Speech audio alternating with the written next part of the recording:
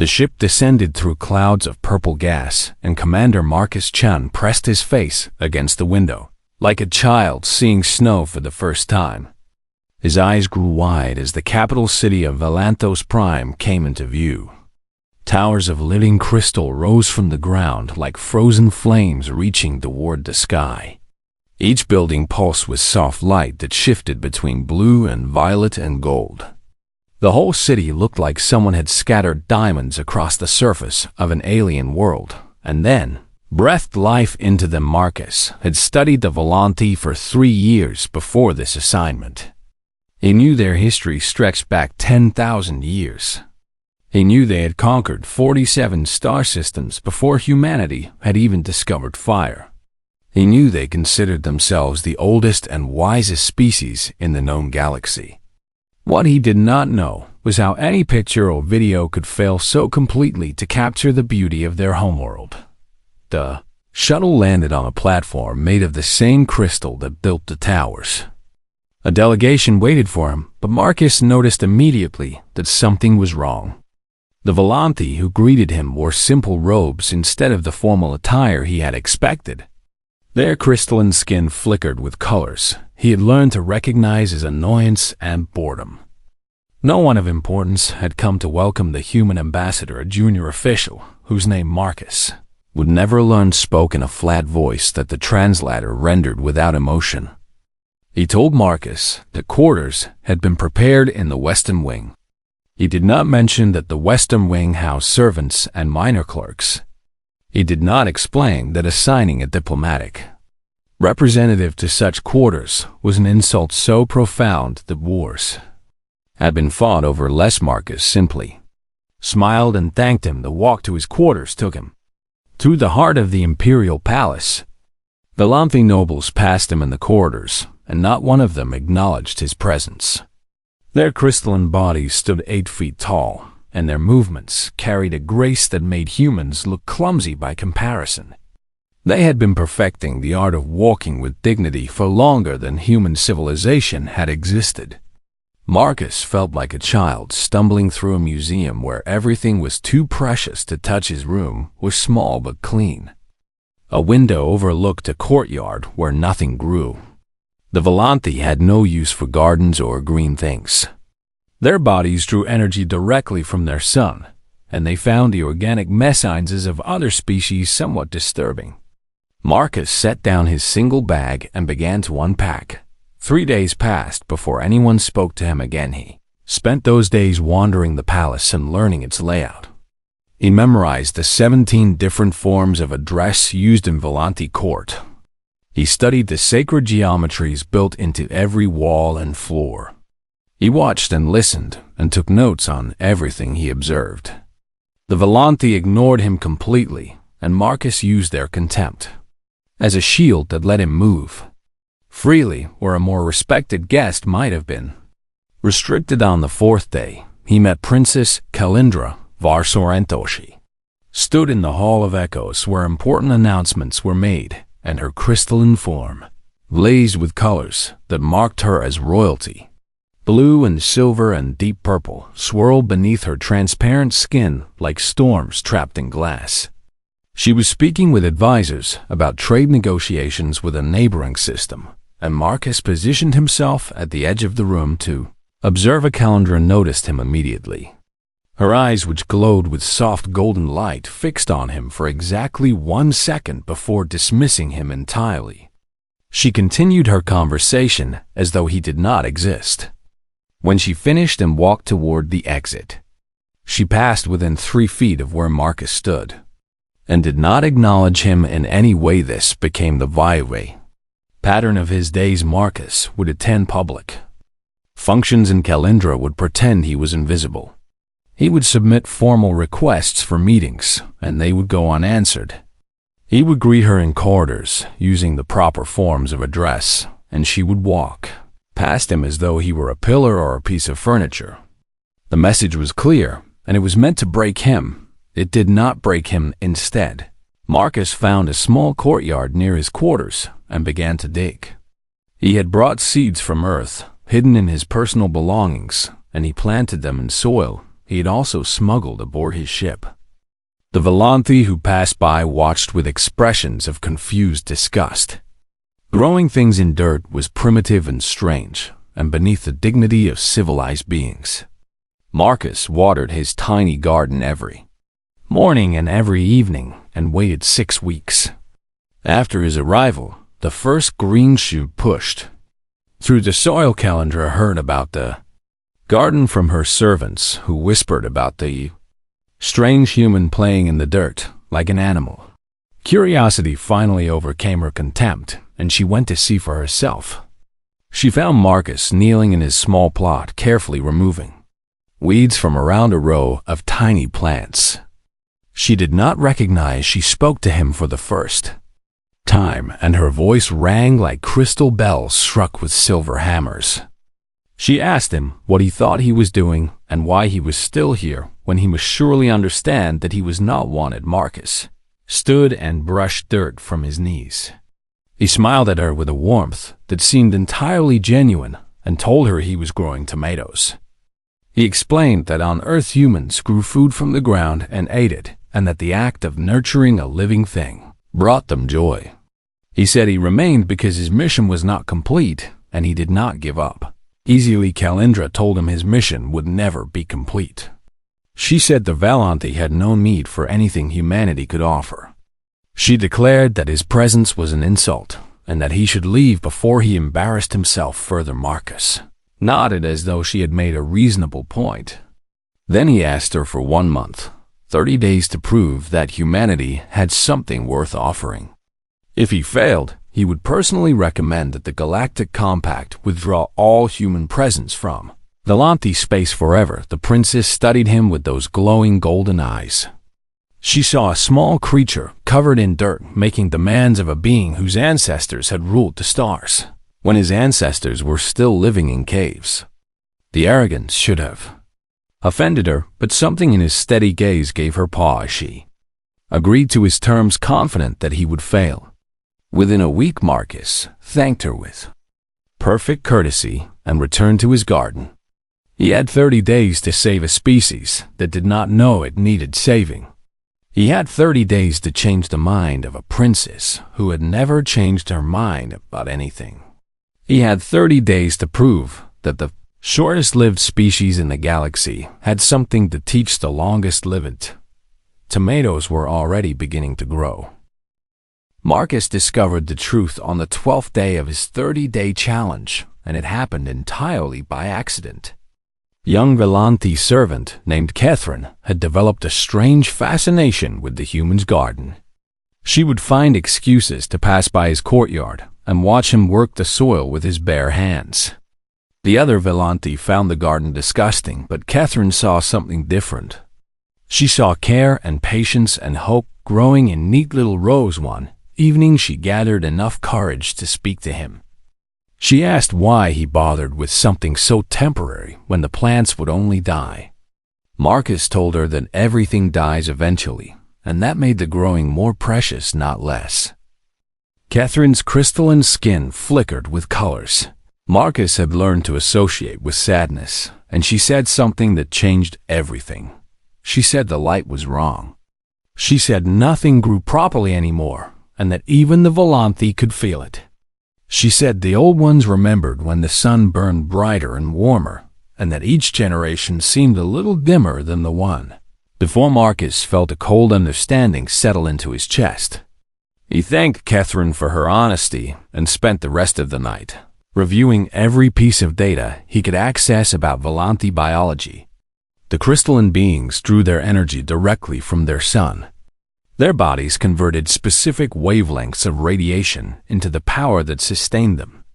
If the sun was changing, then the Volanthi themselves were changing with it. Began watching more carefully after that the famous prismatic halls of the palace that every tourist video showed blazing with rainbow. Light seemed duller than the historical recordings. The oldest Volanthi moved more slowly than the younger ones, and their colors had faded to pale shadows of what they once displayed.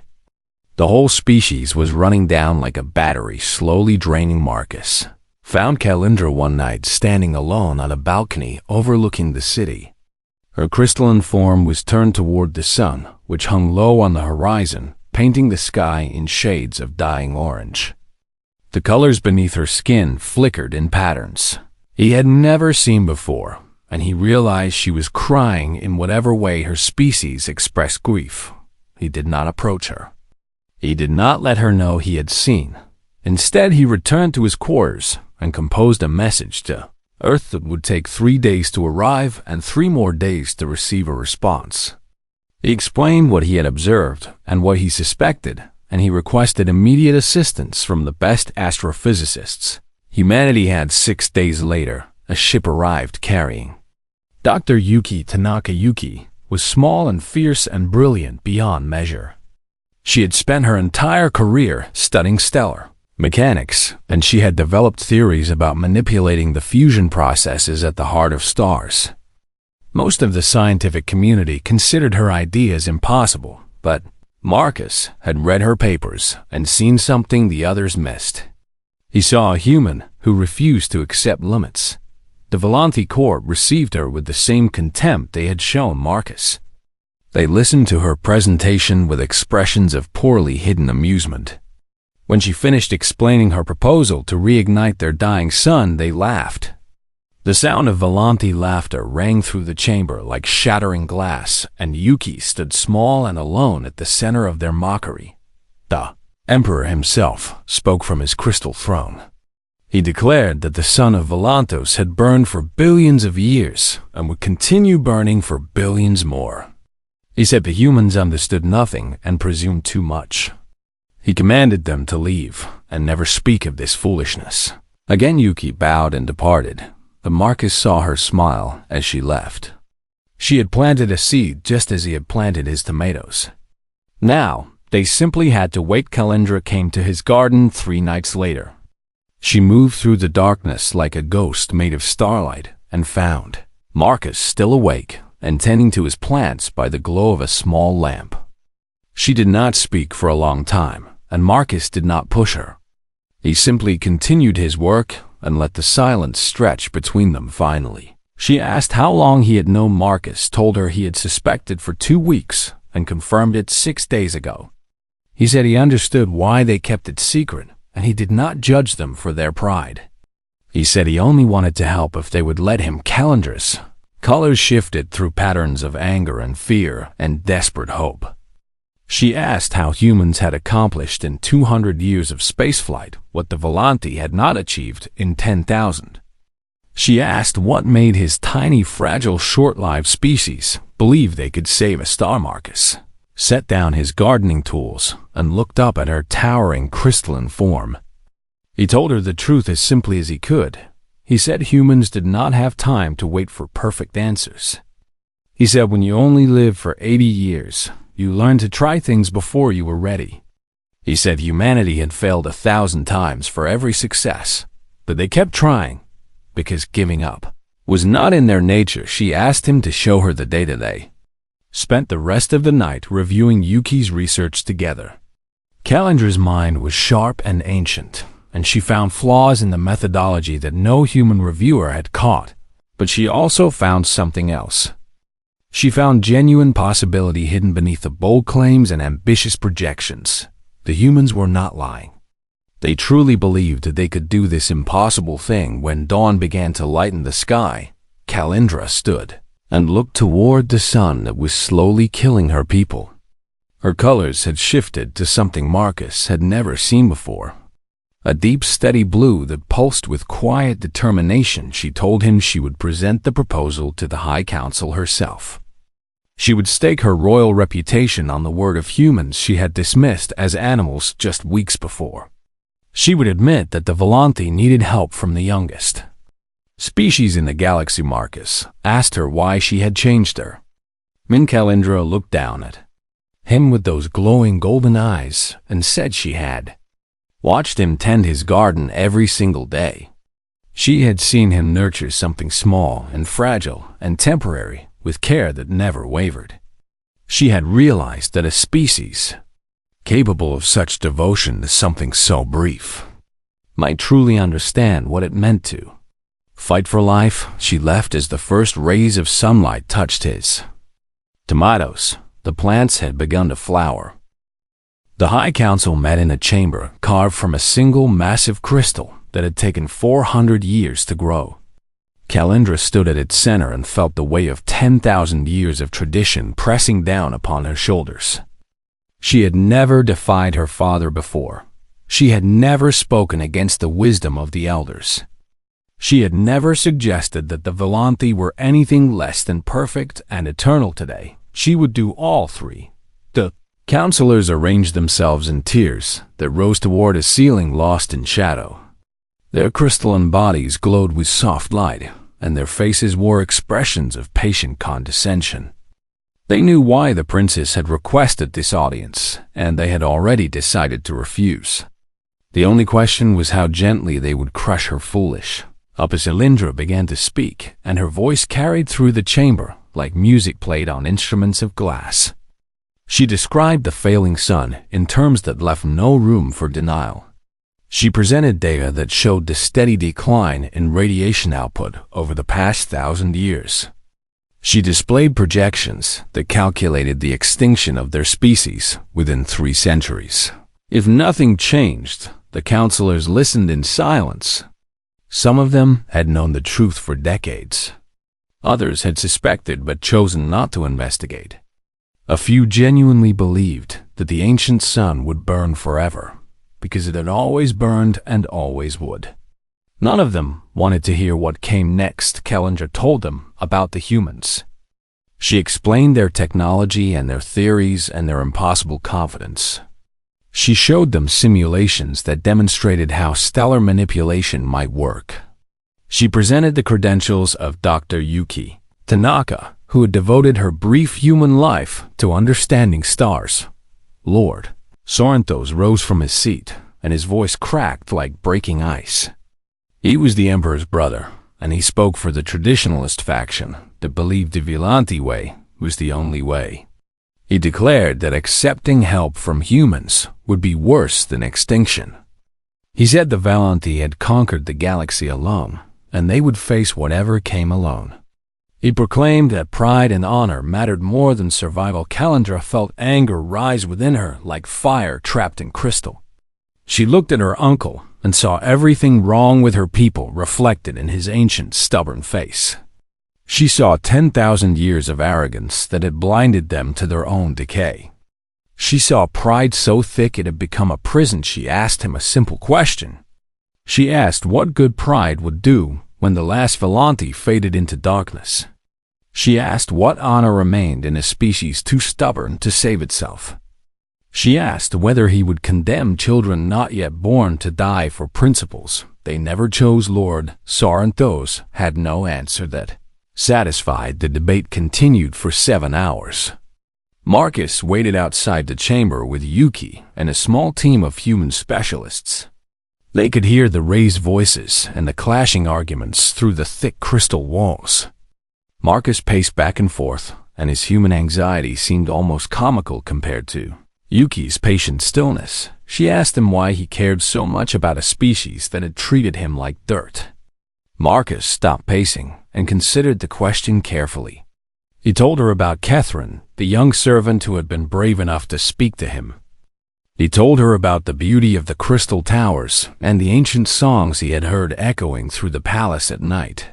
He told her that every species deserved a chance to survive, even the ones too proud to ask for help. Yuki smiled and said that was the most human answer she had ever heard. The chamber doors finally opened, and Kalindra emerged looking exhausted but triumphant. Her colors pulsed with a fierce blue that Marcus had come to recognize as determination. She told them the council had agreed to a trial. The humans would attempt to reignite a dying star in an uninhabited system. If they succeeded, the council would consider allowing them to approach Velanath itself. It was not a complete victory, but it was enough. The following weeks passed in a blur of preparation. Human ships arrived carrying equipment that the Volanthi engineers studied with grudging fascination. The technology was crude by their standards, but effective in ways their own elegant designs could not match. Humans built things that worked rather than things that impressed, and there was a brutal efficiency to their approach that the ancient species found unsettling. Marcus worked 18-hour days coordinating between the human teams and their Volanthi observers. He translated not just languages but entire ways of thinking. He explained why humans built redundant systems and backup plans for their backup plans. He described a species that expected failure and prepared for it, rather than assuming success. Calendra watched him grow thin and tired. She noticed the gray appearing in his hair that had not been there when he arrived. She realized with a strange sort of horror that he was aging visibly in the brief time she had known him. His species burned through their lives like matches struck in darkness, and he was spending his flame on her people. She asked him one night why he pushed himself so hard. She reminded him that he would be dead long before the project reached completion. She pointed out that he would never see the results of his labor. Marcus laughed, and the sound was warm and strange and somehow sad. He told her that humans never expected to see the results of their labor. He said they planted trees whose shade they would never enjoy. He said they built cathedrals that took centuries to complete, knowing that the builders would never worship in them. He said legacy mattered more than lifespan. Calandra did not understand. The Volanthi measured worth in personal achievement and individual glory. The idea of working for something you would never benefit from seemed irrational and wasteful. But watching Marcus pour his limited life into saving her people, she began to feel something shifting inside her. Crystalline heart, the humans had a word for what they did. They called it hope. Calandra had lived for 300 years, and she had never truly understood hope until she watched a man with maybe 50 years left give everything he had to a future he would never see. She found him in his garden on the night before the fleet departed for the trial mission. His tomatoes had grown tall and heavy with fruit, and he was harvesting them by lamplight. She asked if she could help, and he showed her how to twist the red fruit gently from the vine without damaging the plant. They worked together in comfortable silence until the basket was full. Then Marcus offered her a tomato and encouraged her to try it. Calendra held the strange red sphere and felt its soft organic warmth against her crystalline fingers. She bit into it as she had seen Marcus do, and the explosion of flavor was unlike anything she had experienced in 3 centuries of life. Marcus watched her face and smiled at her expression of shocked delight. He said that was why humans grew things, not because it was efficient or logical, but because the universe was full of small miracles waiting to be discovered. He said you just had to be willing to get your hands dirty. Calendra looked at the juice, staining her perfect crystalline fingers, and laughed for the first time in longer than she could remember. Tomorrow the fleet would depart. Tomorrow the fate of 2 species would hang in the balance. But tonight there was a garden and a basket of tomatoes and something that felt remarkably like friendship, growing between 2 beings who should have had nothing in common. The stars watched in silence as they always had. The fleet assembled at the edge of Volanthi space, and Marcus stood on the bridge of the diplomatic vessel, watching through the main view screen as humanity's greatest engineering achievement took shape.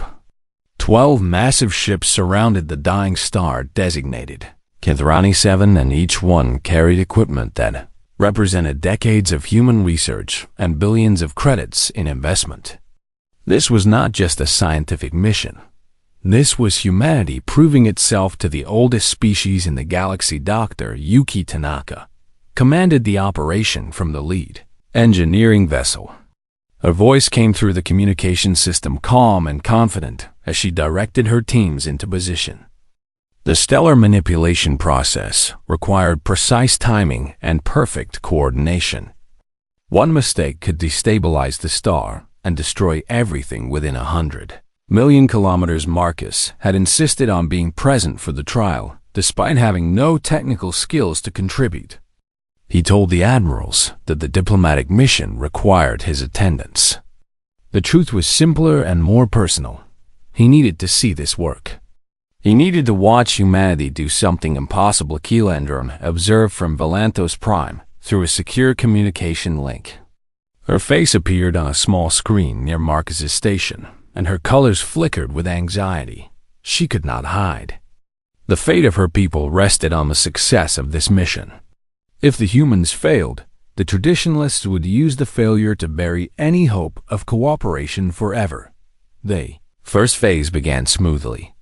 Human probes descended into the outer layers of the dying star and began collecting data that the engineering teams used to refine their calculations. The star was old and tired, and its core had begun the slow collapse that would eventually end in cold darkness. But the humans believed they could reverse the process.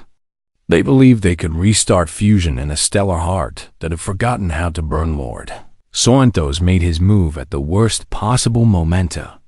The Volanthi warship decloaked directly between the engineering fleet and the star. Its weapons charged with energy that made the viewscreen flare with warning indicators. Lord Sorrentos appeared on the communication channels, and his voice carried the cold certainty of absolute conviction. He declared that he would not allow aliens to touch a star that had burned in Volanthi space for billions of years. He proclaimed that the traditionalists would rather see their species die with dignity than survive through the charity of lesser beings. Marcus watched the situation deteriorate with a calm that surprised even himself. The human engineering ships were unarmed and defenseless. They had come to save a star, not fight a war. The Volanthi warship could destroy them all in minutes, and Lord Sorrentos clearly intended to do exactly that. Yuki's voice came through the channel tight with controlled fear. She asked for orders and reported that her teams needed at least 40 more minutes to complete the ignition sequence. 40 minutes they did not have. Marcus made a decision that would define the rest of his very short life. He ordered his helmsman to put the diplomatic vessel directly between the warship and the engineering fleet. The bridge crew stared at him in disbelief. His ship carried no weapons and minimal shields. It was designed for comfort and communication, not combat. Placing it in the line of fire was suicide. Marcus repeated the order, and his voice left no room for argument. The diplomatic vessel slid into position, and Lord Sorrentos immediately opened fire. The first volley stripped away the ship's shields and sent damage alerts screaming across every console.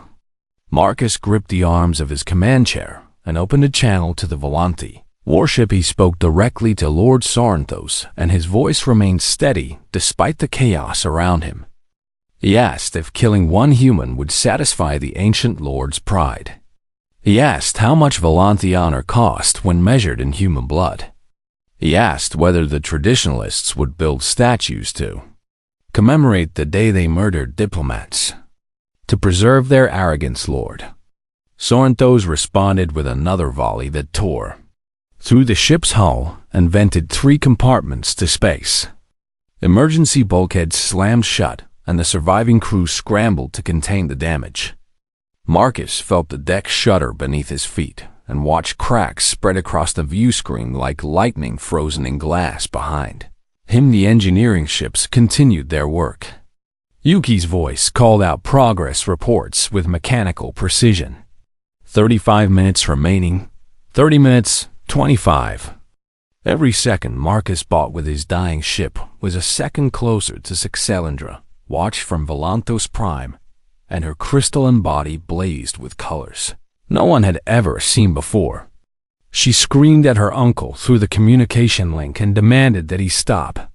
She begged and threatened and pleaded, but Lord Sorrentos was beyond reason. His hatred of humans had become something pure and terrible, and he would not rest until every alien ship burned. Marcus sealed himself in the command center as the rest of the crew evacuated to escape pods. The ship was dying around him, and he could feel the cold of space seeping through ruptures in the hull. He kept the communication channel open and kept talking because that was all he had left to offer. He told Lord Sorrentos about his garden. He described the tomatoes and the flowers and the simple joy of watching something grow. He explained that humans did not measure worth in centuries or conquest, but in moments of connection and beauty. He said that his species lived fast and died young, but they burned bright while they lasted 20 minutes remaining. 15. 10. The diplomatic vessel was little more than wreckage now, and Marcus could barely hear the alarms over the ringing in his ears. Blood from a head wound dripped down his face, and the command center had lost gravity along with most other systems. He floated in the darkness and watched the view screen flicker with static and prayed to gods he was not sure existed 5 minutes remaining. 4. 3. Lord Sorrenthos prepared a final volley that would obliterate what remained of the human ship. His weapons locked onto the drifting wreckage, and his finger hovered over the firing control. He wanted Marcus to know that his sacrifice had been meaningless, and his species would never be anything more than clever animals playing with forces they could not understand. Ran 7 ignited the dying star blazed back to life with a light so bright it overwhelmed every sensor in the system.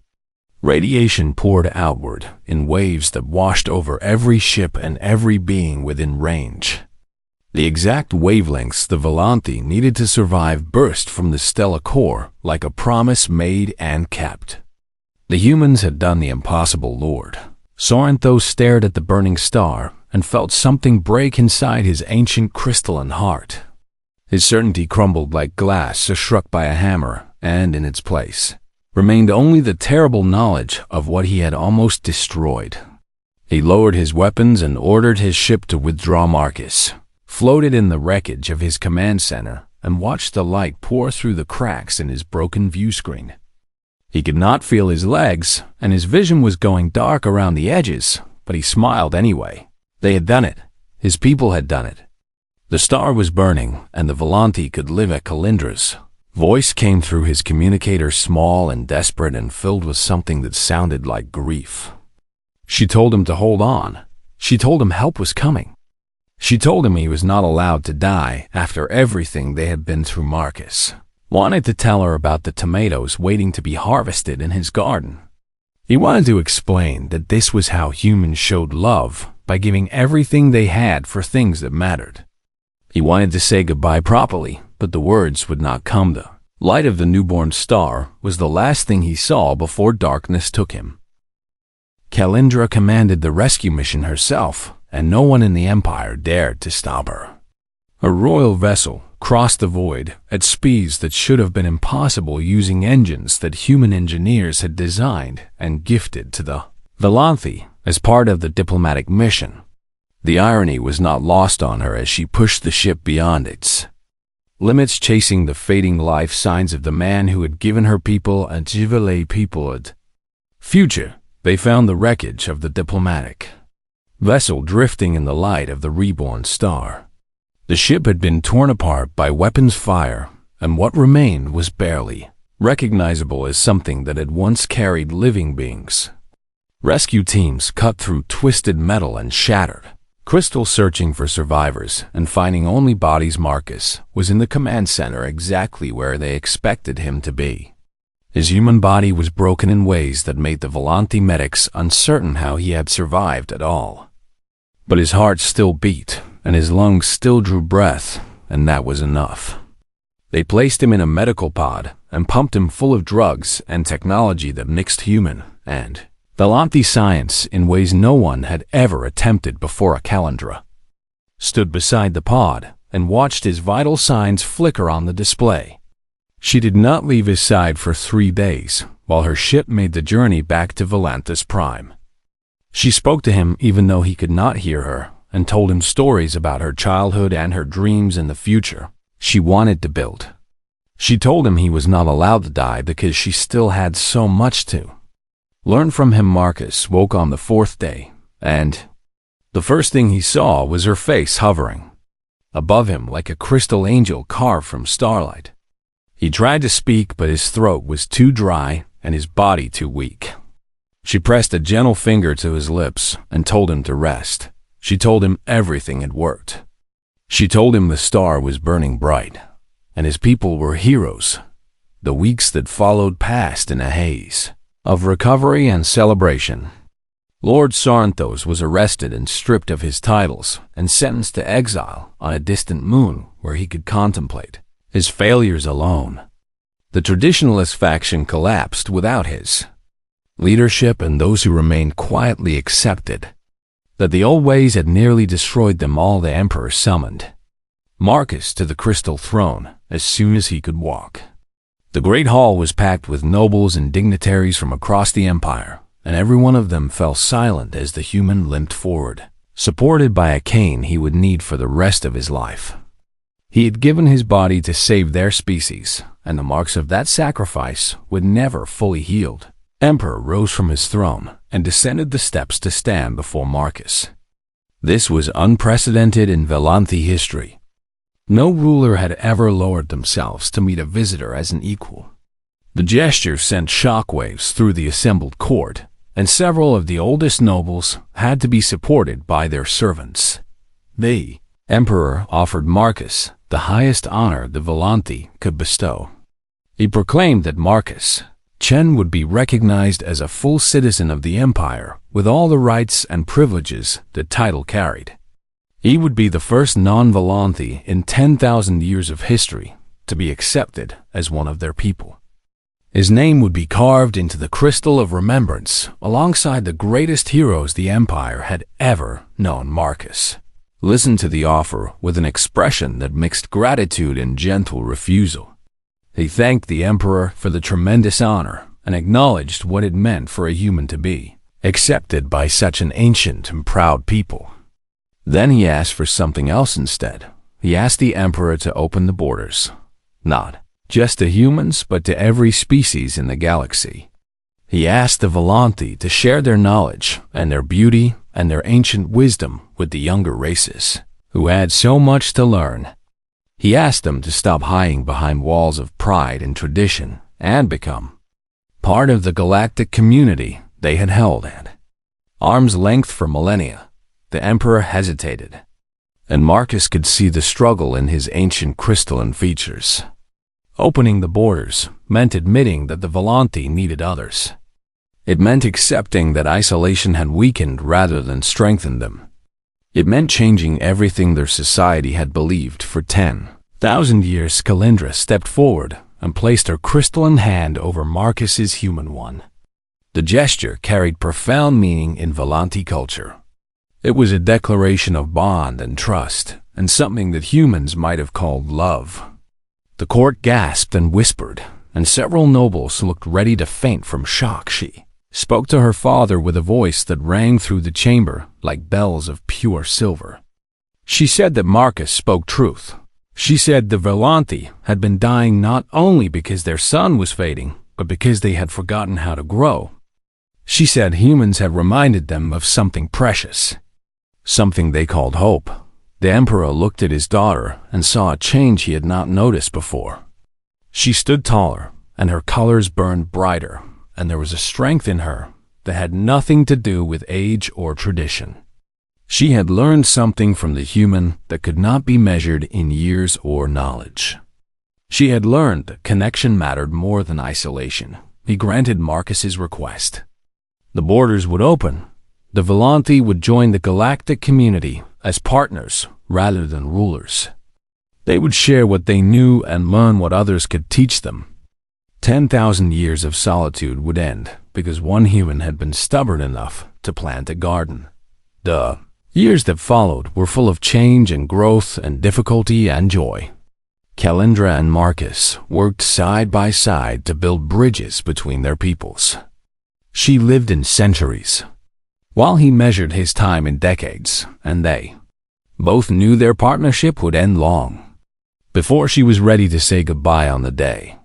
The human stellar engineers finally approached Velanath itself, the home star that had given birth to her entire civilization. Kalindra stood on her balcony beside the man who had changed her world. His hair had gone completely gray, and his body moved with the slowness of age, but his eyes still held the same warmth she had first noticed in his garden so many years ago. She told He would be gone before he saw the star burn brightest.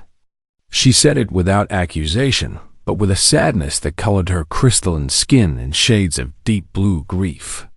She did not want to lose him, even though she had always known this moment would come. Marcus took her hand and smiled the same smile he had worn when offering her that first tomato.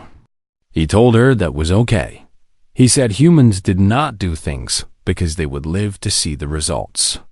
They planted seeds they would never see grow. They saved worlds they would never live on. They loved people they could not keep. He looked up at the star that was beginning finally to burn brighter. He said that was what made it worth something. That was what made any of it matter. Not the length of a life, but what you chose to do with the time you had. Kalindra held his hand and watched the light increase and felt something settle into her crystalline heart that she would carry for the rest of her very long life. She finally understood the human paradox. She finally knew why they burned so bright despite lasting such a short time. They gave everything because they knew they could not keep anything. They loved fiercely because they knew love was temporary. They hoped without limits because hope was the only thing that made the darkness bearable for 400 years. Later, when Kalindra had become empress and Marcus had been gone for centuries, his statue stood in the great hall, carved from the finest crystal the empire could produce. But she kept something simpler in her private chambers. A small pot of soil with a tomato plant that bloomed once every human year. It required constant care and attention and imported supplies from distant Earth. It was inconvenient and fragile and beautiful. Just like him. Just like all of them in the Volanti language, there was now a word for the human spirit. They called it Chensaleth, which meant the burning heart that refuses to fade. It was taught to children alongside the ancient histories and the sacred geometries. It was spoken in temples and whispered in gardens where young Volanti learned to plant seeds, humanity first. Yes, but not because they were stronger or smarter or more advanced. Because they cared enough to try. Because they gave everything for people they would never meet. Because they understood that the meaning of life was not found in its length, but in its depth. The star burned bright above Volantos Prime and would burn for billions of years to come. And every Volanti who looked up at that light would remember the human who had made it possible. The unwanted ambassador who refused to leave. The gardener who taught an empire how to grow some lights never truly fade. They simply become part of something larger than themselves. Marcus Chun had become part of the stars.